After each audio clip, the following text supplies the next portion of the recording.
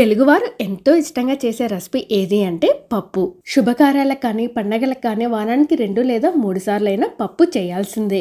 గోంగూర పప్పు, పాలకూర పప్పు ఇలా ఎన్నో ట్రై చేసింటారు.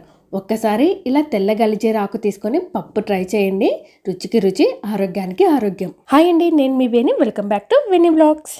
వీటిని పునర్నమ ఆకు లేదా తెల్ల గలిజేర ఆకు అంటారు. ఇలా కాడల నుంచి ఆకుల్ని సపరేట్ చేసుకొని క్లీన్ చేసి పక్కన ఉంచండి. ఇప్పుడు 1 కప్పు వరకు మసూర్ దాల్ తీసుకోండి. ఇదే ప్లేస్లో కందిపప్పు కూడా తీసుకోవచ్చు. ఇప్పుడు 1 కప్పుకి 2 కప్పుల వరకు ఆకును తీసుకోండి. అది కూడా ఫ్రెష్ చేసి తీసుకోండి. 1 పావు టీ స్పూన్ వరకు మెంతులు, తర్వాత జీలకర్ర, ఇలా కట్ చేసుకున్న ఉల్లిపాయ, తర్వాత 1 టమోటాను కూడా వేసుకోండి. తర్వాత కొంచెం చింతపండు, కారానికి సరిపడా పచ్చిమిర్చి, తర్వాత పసుపు, 2 కప్స్ వరకు వాటర్, తర్వాత కొంచెం ఆయిల్ వేసుకొని మూత పెట్టేసి లో ఫ్లేమ్లో 3 విజిల్స్ వచ్చేంత వరకు బాగా ఉడకనివ్వండి.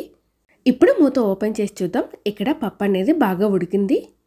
రుచికి సరిపడా ఉప్పు వేసుకొని ఇలా పప్పు గుత్తి తీసుకొని ఇలా ఎనపండి.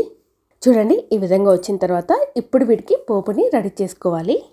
ఇప్పుడు ఒక ప్యాన్ పెట్టుకొని అందులోకి ఆవాలు, జీలకర్ర, మినపప్పు, తర్వాత వెల్లుల్లి రెబ్బలు, తర్వాత ఉల్లిపాయ ముక్కలు, కొంచెం కరివేపాకు, ఎండుమిర్చి, తర్వాత కొంచెం ఇంగువ వేయండి. ఫ్లేవర్ అనేది చాలా బాగుంటుంది. ఇవన్నీ బాగా ఫ్రై అవ్వాలి. చూడండి, ఈ విధంగా ఫ్రై అయిన తర్వాత ఇప్పుడు పప్పును వేయండి. తర్వాత ఫ్లేమ్ అనేది ఆఫ్ చేయండి. ఇప్పుడు కొంచెం కొత్తిమీరని చల్లుకొని ఒకసారి కలుపుకోండి. ఈ వేడి పప్పు అనేది అన్నంలోకి కానీ, చపాతీలకు కానీ, జొన్న రొట్టెలకు కానీ చాలా అంటే చాలా బాగుంటుంది. ఒకసారి మీరు కూడా తప్పకుండా ట్రై చేయండి.